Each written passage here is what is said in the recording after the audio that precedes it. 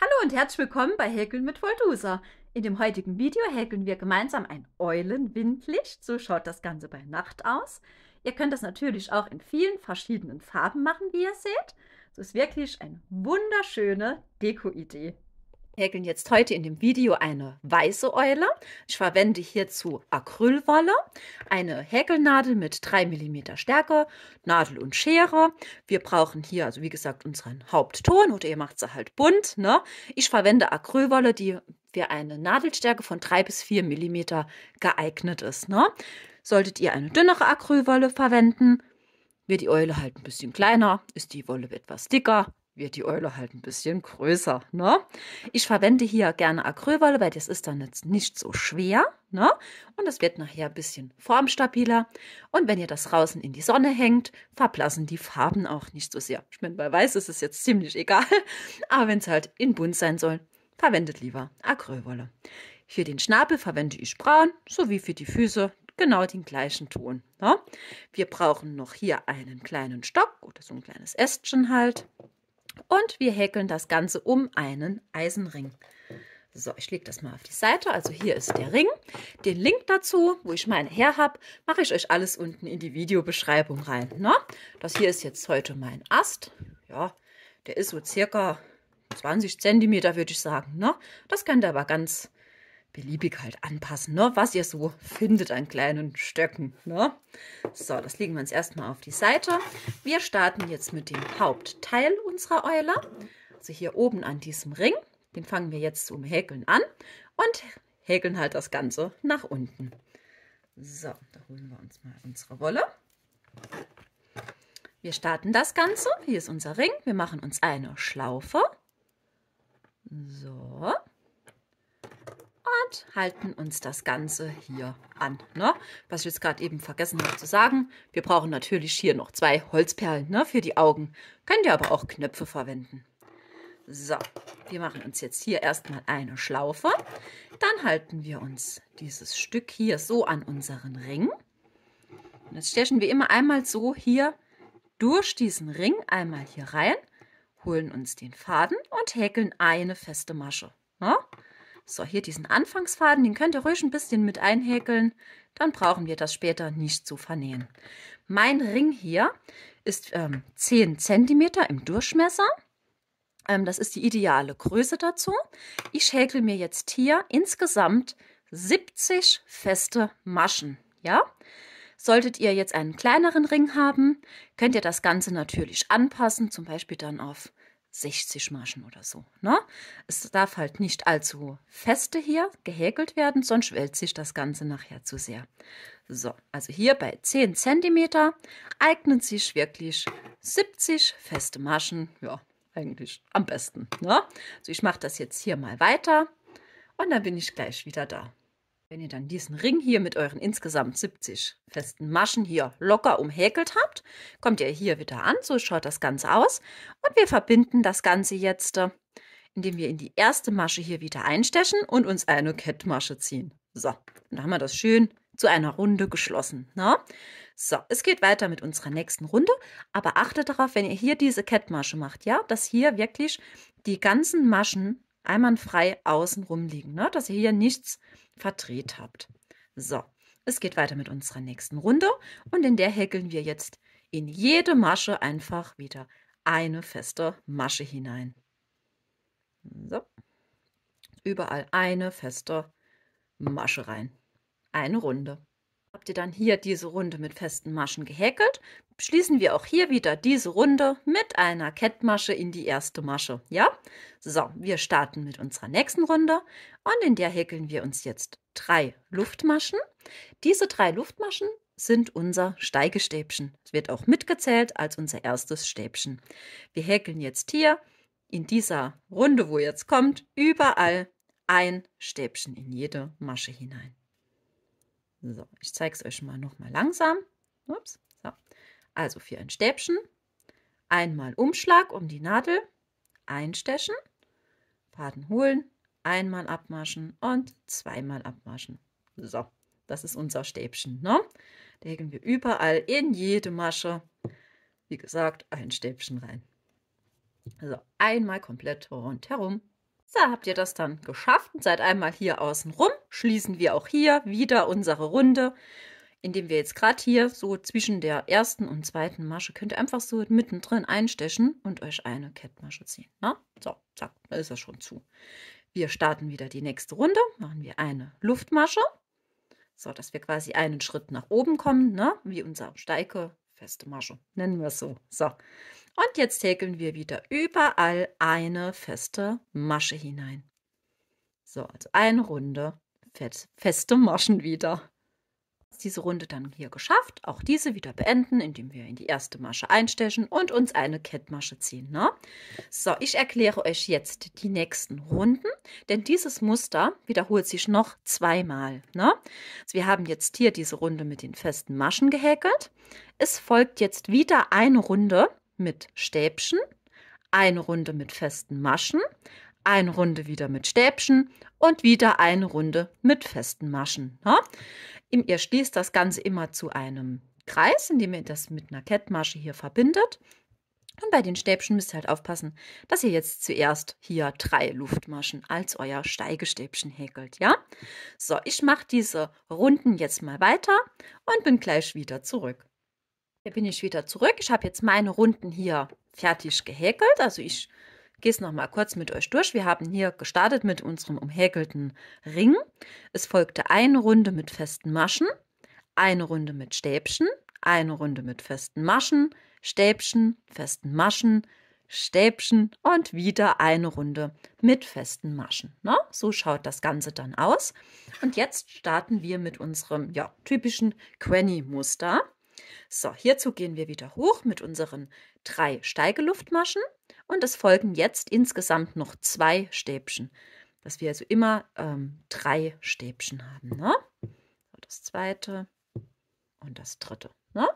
Wir häkeln eine Luftmasche, überspringen hier unten an unserem Häkelstück eine Masche und setzen wieder in die nächste Masche unser erstes Stäbchen, das zweite und das dritte. Es sind immer so Dreierblöcke. Ne? Wieder eine Luftmasche, eine hier unten überspringen und wieder 3 Stäbchen häkeln. So, also ich denke, das kann man ganz gut erkennen. Ne? Immer eine Luftmasche dazwischen, eine Masche hier unten überspringen und 3 Stäbchen häkeln. Das zweite und dann das dritte. So. So schaut das Ganze aus und das machen wir jetzt immer wiederholend in dieser Runde bis zu unserem Rundenende. So, wenn ihr dann hier einmal außen rum sind, also hier ist jetzt noch mein letzter Dreierblock. Ihr seht, das geht hier sehr knapp kantig auf.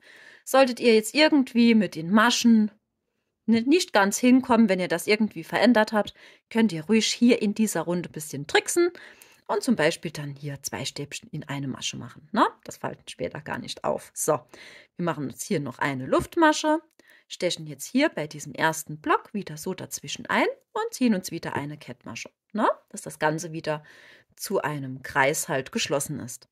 So, wir starten jetzt mit unserem typischen Granny-Muster und das wird immer hier in diesen Zwischenraum gehäkelt, wo wir diese eine Luftmasche hatten. Um hier jetzt in diesen ersten Zwischenraum zu kommen, das macht ihr jetzt nach jeder Runde hier, ne? Krabbeln wir quasi hier diese 2 Maschen mit Kettmaschen, quasi einfach so auf die Seite, ne? Rein mit Kettmaschen, 2 Stück, da könnt ihr noch hier in diesen ersten Zwischenraum einstechen. Und auch hier noch eine Kettmasche machen. Und dann seid ihr perfekt hier in eurem ersten Zwischenraum angekommen. Ne? So, und jetzt starten wir wieder mit unseren 3 Steigeluftmaschen und häkeln jetzt in diesen Zwischenraum hier vorne bei dem ersten halt noch 2 dabei, dass wir wieder auf unsere Dreierblöcke hier kommen. Ne? Eine Luftmasche und jetzt geht es immer hier in diesen Zwischenraum. So, immer mit 3 Stäbchen. 3 Stäbchen, eine Luftmasche und in den nächsten Zwischenraum.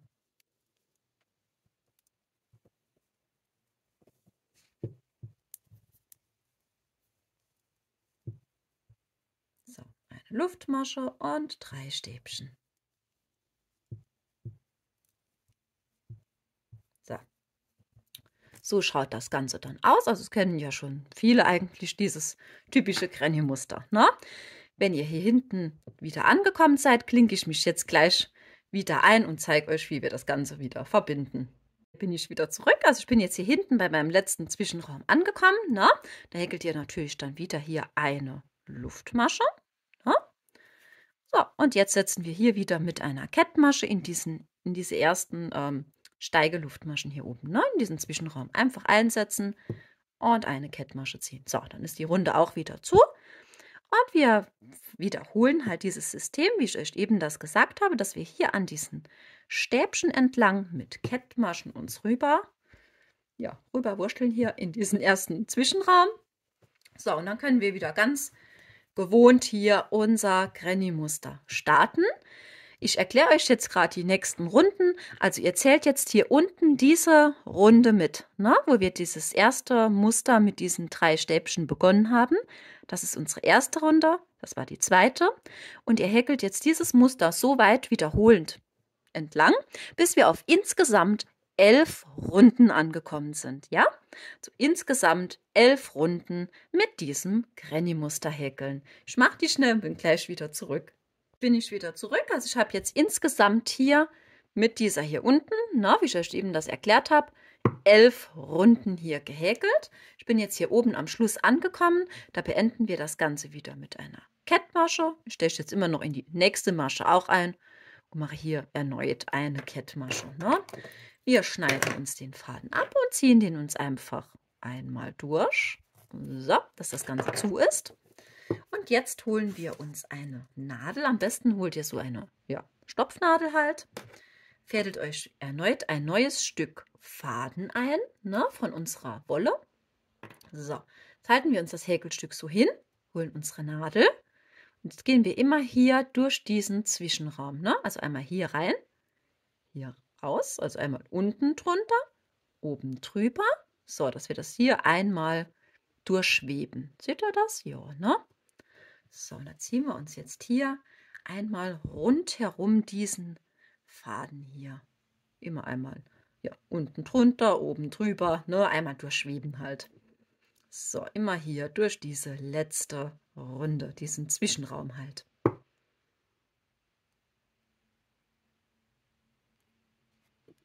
So.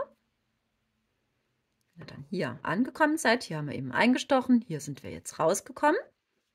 Könnt ihr euch ruhig die Nadel dann rausziehen. Ich schneide mir den Faden jetzt, wo an der Wolle noch hängt, schon ab. So, und jetzt holt ihr euch nämlich hier den ersten und zweiten Faden und da zieht ihr einfach dran. So. Und dann geht das Ganze jetzt hier unten schon mal schön zu. Ne? Und dann können wir das hier mit diesen beiden Fäden uns noch einen Doppelknoten setzen. So. Drum zu. So. Und dann haben wir jetzt hier unser Hauptteil schon mal geschafft. Hier diese Fäden, die könnt ihr ruhig hängen lassen. Die, die bilden nachher mit diesen kleinen Schwanz hier hinten. Ne? So, das brauchen wir gar nicht extra zu vernähen. So, das Geniale halt an diesem System ist wirklich, dass wir das Batteriefach einfach in diese Eule reinlegen können, ne? Nachher. Wir haben gar kein Problem mehr. Wo machen wir das Batteriefach hin, ne? Wenn wir eine Lichterkette reinmachen? Schmeißen wir einfach mit in die Eule rein. Ich finde es genial. So, ich zeige euch jetzt, wie wir den Schnabel zuerst häkeln. So, das lege ich mir jetzt erstmal auf die Seite und hole mir jetzt mal hier meine braune Wolle. So, ich verwende jetzt halt hier auch so eine Acrylwolle. Solltet ihr das jetzt gar nicht zu Hause haben, ne? Könnt ihr auch normale, diese dünne Baumwolle zum Beispiel doppelt nehmen.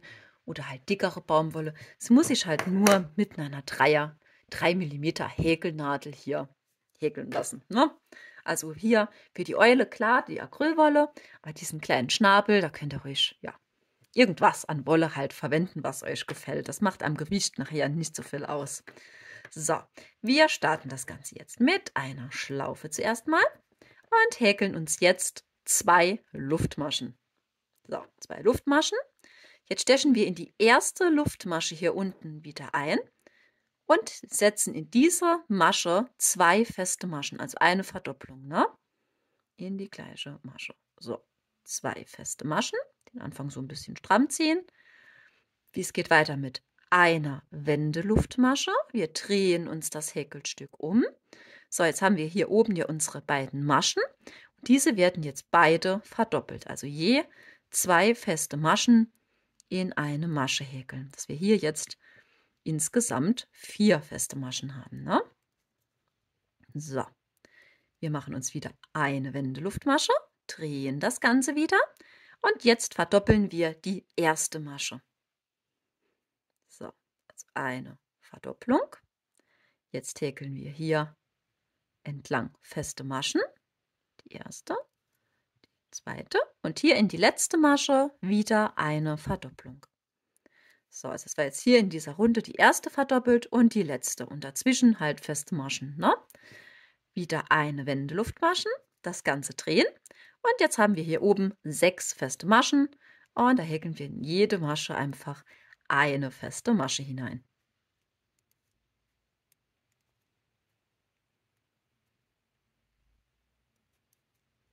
So, und das war's schon. Und jetzt lassen wir uns hier ein bisschen längerer Faden, schneiden das Ganze ab, ziehen das einmal durch und da ist das hier schon unser Schnabel. So, das Ganze natürlich dann in eine Nadel einfädeln. Wir holen uns unser Hauptteil. So, und das setzen wir jetzt so an. Also diesen Schnabel setzen. Hier unten den Faden könnt ihr immer ein bisschen ziehen, dann wird das hier unten ein bisschen schöner, ne? So, den setzen wir uns jetzt so an, dass wir hier, wo unser Muster begonnen hat mit diesen Dreierstäbchen, so hier angesetzt wird, ne? Dass diese Spitze hier auf diesem ersten Dreiermuster liegt. Und dann nähen wir das hier einmal rundherum an. Ihr das dann einmal rundherum angenäht, schaut das Ganze jetzt so aus und es geht jetzt weiter mit den Augen.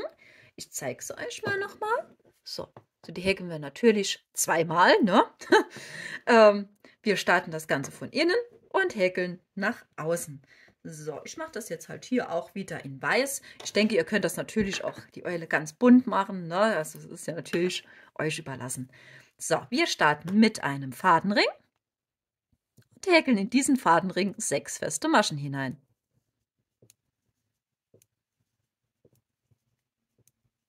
So, ist das geschafft. Finger raus, Fadenring zuziehen. So, es geht weiter mit der nächsten Runde und in der verdoppeln wir jetzt jede Masche.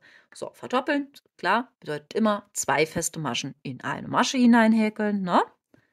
So, erste, zweite, also jetzt die erste Verdopplung und das macht ihr natürlich immer wiederholend.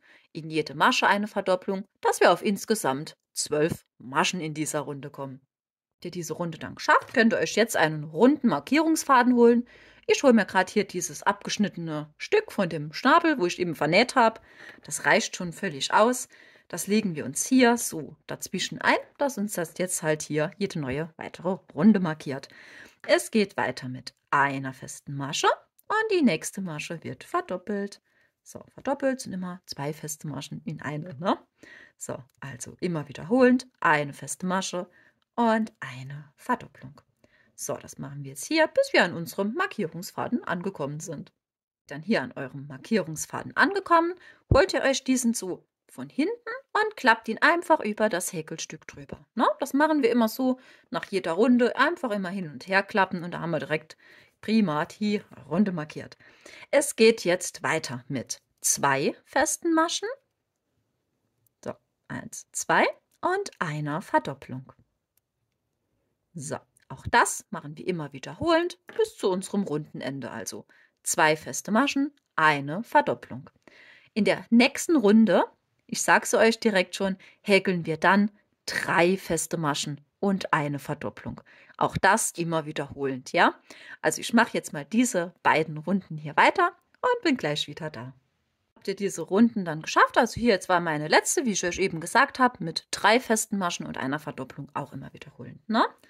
So, dann machen wir jetzt noch weiter mit diesem Abschlussrand und den häkeln wir wie folgt. Wir stechen in die erste Masche ein, ziehen uns eine Kettmasche. Es folgen nun 3 Luftmaschen und hier in die nächste Masche wieder eine Kettmasche. So, und das war's auch schon. Das wiederholen wir jetzt immer, ne? 3 Luftmaschen und in die nächste Masche hier unten an unserem Häkelstück eine Kettmasche. So, 3 Luftmaschen, eine Kettmasche. Immer, wie gesagt, wiederholend, bis wir an unserem runden Ende angekommen sind. Na, dann seht ihr schon, da wird das hier so richtig schöner welliger Effekt. Wenn ihr dann hier hinten an eurem runden Ende angekommen seid, beenden wir das Ganze ja sowieso mit einer Kettmasche. Jetzt lasst ihr euch ein längeres Stück Faden, wenn ihr das abschneidet, und zieht euch das erstmal einmal durch. Markierungsfaden kann raus. Hier hinten dieser Anfangsfaden von unserem Fadenring, den könnt ihr euch einfach kürzen. Das reicht, ne? Und das Ganze müsst ihr natürlich jetzt noch ein zweites Mal häkeln, ne? Ich sage es euch wieder kurz, das war ein Fadenring mit 6 festen Maschen. Wir haben dann jede Masche verdoppelt in der nächsten Runde. Und dann ging es weiter mit diesen 3 Runden. Einmal eine feste Masche, eine Verdopplung, immer wiederholend, ne? Dann 2 feste Maschen, eine Verdopplung. Und dann 3 feste Maschen, eine Verdopplung, immer wiederholend. Und hier für diesen Abschluss haben wir immer 3 Luftmaschen und eine Kettmasche gesetzt, ne? So, das Ganze braucht ihr natürlich, wie gesagt, zweimal. Und wir setzen uns, wenn ihr das gehäkelt habt, ich zeige es euch jetzt direkt hier bei diesem ersten Auge schon mal. So, dann fädeln wir uns erstmal jetzt hier den Faden in die Nadel ein. So, ich mache das jetzt so, dass ich immer hier erstmal eine Runde nach unten einsteche, dass ich quasi in der vorletzten Runde hier bin, ne? Dann halten wir uns das hier so an den Schnabel, das ist so ein kleines bisschen überlappt, ne? Hier oben, dieses Gewell, das kann ruhig ein bisschen drüber schauen, das sieht ganz, ganz süß aus, ne? So, und dann nähen wir uns das hier fest, dass wir wirklich nur hier an diesem Rand das Ganze ansetzen, ne? Dass dieser wellische Effekt schön noch nach außen steht. So, hier könnt ihr auch wirklich die Stiche großzügig setzen, wie ihr seht, ne? Also da braucht ihr nicht wirklich Masche für Masche, das ist Quatsch. Das soll nur hier fixiert sein. So, wer jetzt gar keine Lust aufs Annähen hat, der könnte es zur Not auch wirklich mit der Heißklebepistole draufkleben, ne? Funktioniert auch. So, ich mache das halt hier gerne mit diesem Faden. Das zeige ich euch jetzt gleich auch warum. Da kommen wir nämlich hier schön immer entlang, dass das Wellische halt wirklich oben ist.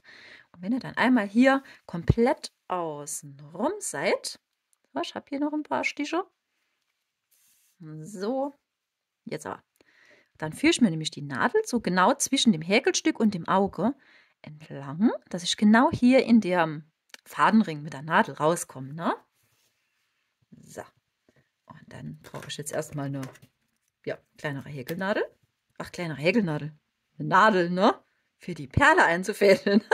So, wir sind jetzt hier rausgekommen mit unserer Nadel. Und dann können wir nämlich direkt schon mal die Augen ansetzen.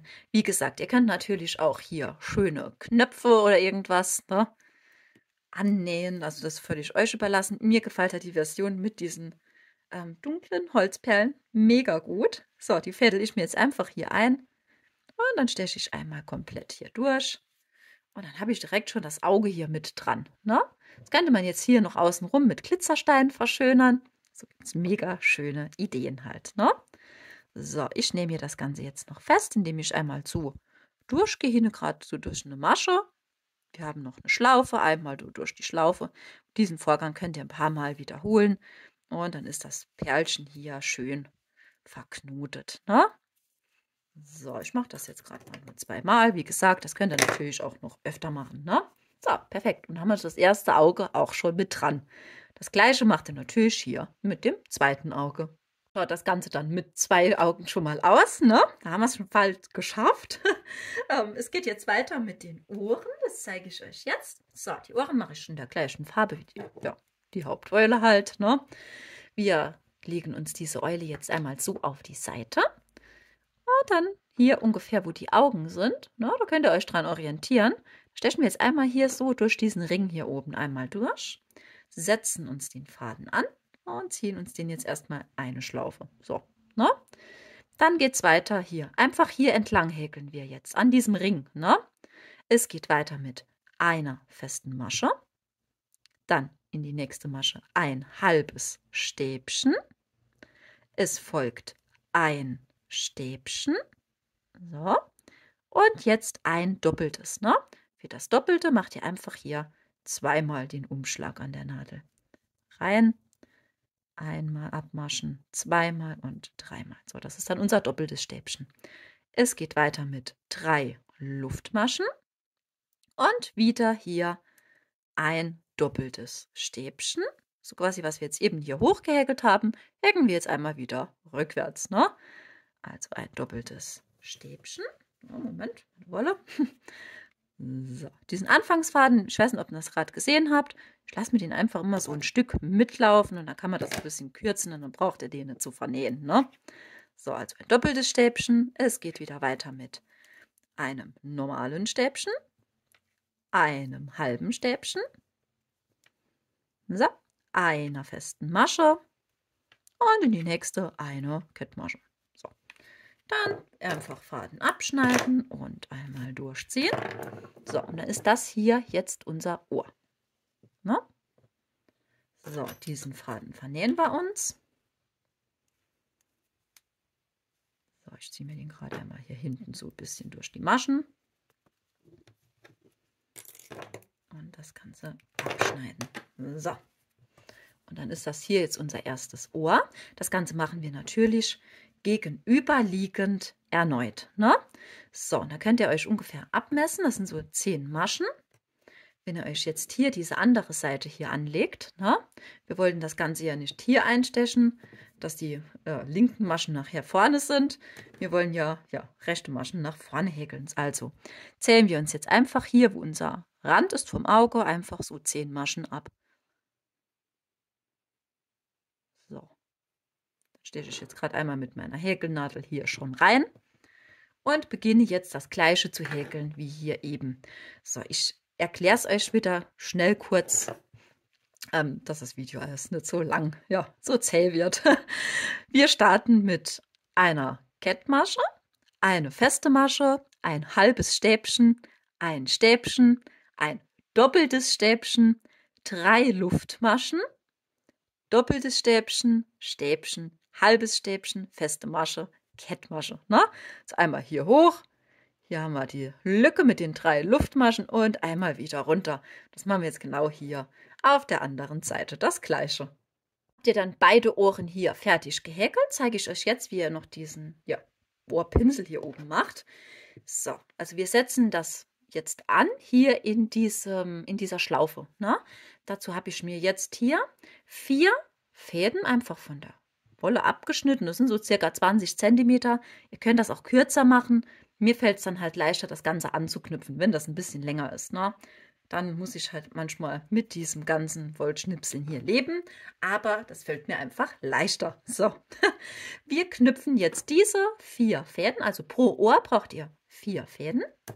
Wir gehen mit unserer Häkelnadel einmal von innen, so, innen nach außen, hier durch diese Lücke, wo wir die 3 Luftmaschen hatten. Ne? Da schnappen wir uns jetzt hier diese Fäden. Schaut, dass das genau mittig ist. So, das ziehen wir uns jetzt einmal hier ein bisschen durch. So, seht ihr, dass ihr hier diese Schlaufe habt? Da könnt ihr nämlich jetzt hier mit den Fingern so rein, euch den Rest hier hinten so holen und einfach hier einmal durch diese Schlaufe das Ganze ziehen. Wir ziehen daran und dann ist das hier schon perfekt angeknüpft. Ne? So, das Ganze machen wir natürlich hier auf der anderen Seite auch. Also wieder hier durch diese Schlaufe durch.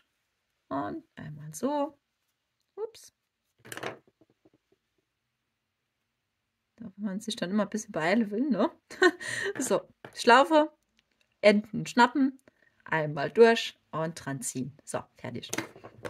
Das ist natürlich jetzt viel zu lang in meinem Fall.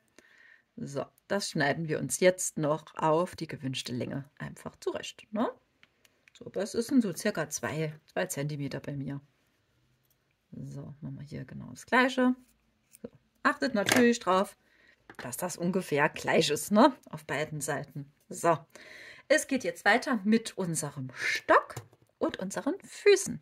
Ich zeige es mal euch wieder. Also das ist wirklich ganz einfach. Das wird jetzt einfach nur angenäht.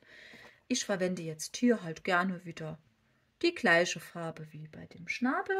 Das könnt ihr natürlich auch hier ganz individuell halt euren Wünschen anpassen. Ne? So, ich fädel mir das jetzt hier mal ein. So. Also achtet darauf bei eurem Stock oder halt Ast, ne? Das soll jetzt nicht wirklich allzu dick sein, weil sonst wird die Eule halt nach unten hin viel zu schwer und die wird dann so schlauchmäßig, ne? Also das ist jetzt wirklich ein ganz leichtes Stück Holz.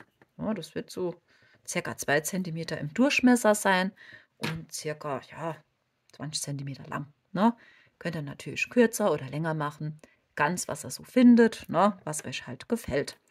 So, wir haben uns jetzt hier den Faden eingefädelt. Wir halten uns den Stock einfach so hier unten dran. So, ich drehe das mal hier so einmal rum, dass ihr das besser seht. So, den stechen wir einmal hier unten an der Eule ein. So, ne? Halten uns diesen Stock dran. Und jetzt stechen wir immer wieder einfach mit geraden Stichen hier durch. Ne? Also schaut immer, dass ihr wirklich hier vorne exakt wieder rauskommt, wo ihr eingestochen habt. Oder halt ganz dicht nebendran, also dass es wirklich ein sauberes Bild wird. Ne? Und das könnt ihr natürlich jetzt hier so oft wiederholen, bis euch das Ergebnis gefällt. So, ich mache das immer so ein paar Mal, ja. 5, 6 Mal ungefähr. Ne? Das reicht schon. So, wenn ihr das dann so habt, gehen wir jetzt einmal hier durch diese Fäden noch einmal hier hin und durch. Ups, so.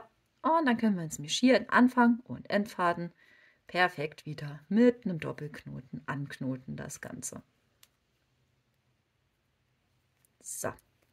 Hier machen wir uns jetzt auch gar nicht viel Trara. Das schneiden wir uns jetzt einfach kurz ab. Das sieht man später absolut gar nicht mehr. So diesen braunen Faden braucht ihr nicht zum Vernähen. Zweite Füßchen, klar, das machen wir dann so ein kleines bisschen versetzt nebendran. Ne? So. Gehen wir auch wieder hier so einfach hier unten durch und wiederholen das Ganze wie eben schon. Ne? Mal so ein paar Mal rum. Wie ihr seht, ist dann hier perfekt unsere Eule schon mal auf unserem Ast. Ne?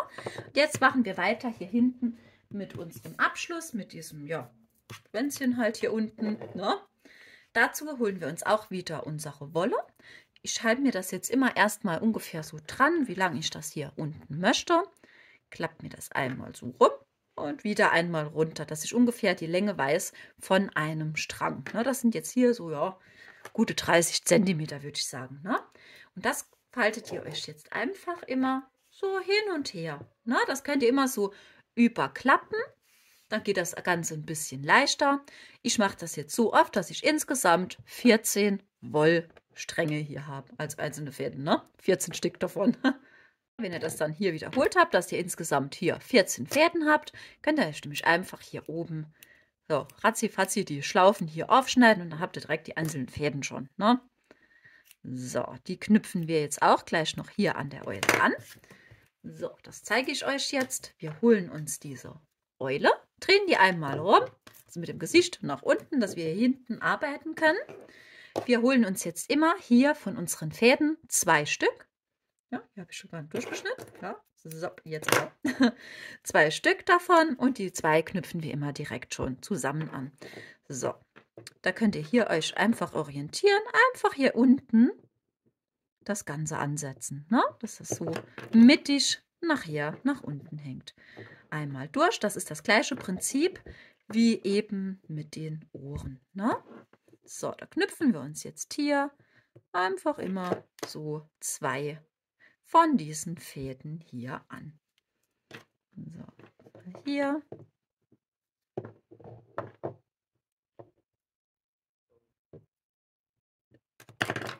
So. Das macht ihr hier einfach hier unten. Ne? Also ich denke, das ist ganz klar. Natürlich so hinter diesem Stock, ne? Dass die Füße nachher nur hier vorne zu sehen sind. So, also restliche Fäden hier auch noch dran. Wenn ihr dann alle Fäden hier angeknüpft habt, könnt ihr das ganze Stück wieder rumdrehen. So schaut das jetzt schon mal aus. Also wirklich sehr schön. Ne?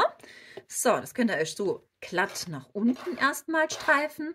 Und dann hier natürlich auch diese Fäden in Form schneiden. Ne? Das könnt ihr natürlich so lang machen, wie ihr wollt. Ich benutze jetzt gerade mal hier eine Stoffschere. Das geht ein bisschen, ja, leichter und schneller wie die kleine Stickschere. So, ich mache das gerne immer so ein bisschen abgerundet an den Seiten. Also mal hier auch noch ein bisschen so weg, dass das ein bisschen formschöner wird halt, ne? Das schnippelt ihr euch jetzt einfach hier zurecht ein bisschen. So.